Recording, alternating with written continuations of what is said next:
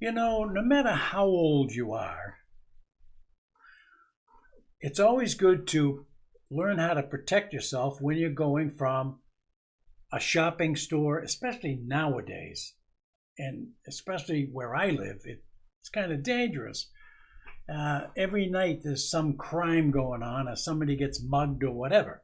So in North Carolina, where I live, you can take one of these with you. I happen to have a license to carry, but in all circumstances, even tonight when I left a shopping center, and there's people standing around like that guy up there, over there, or over there, yeah, up there.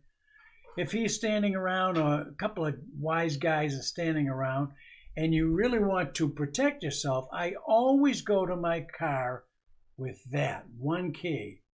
Well, gee, John, what's that? You take that key and you put it, or a nice big key like that, and you put it between your fingers just like that, your fist fingers. And if you have to, and somebody taps you on the back, or they want to mug you or rob you or whatever, and you turn around and you give them that, then you're going to do some damage. I caution you, turn around first to make sure it's not a friend of yours saying, "Hey, John, I missed you," or Fred or Alice. That could be bad. So just, if you have to, you got that ready, try it. Put a key in your hand and give it a shot. I don't mean give it a shot and try it on somebody, but try it in your hand. See you later.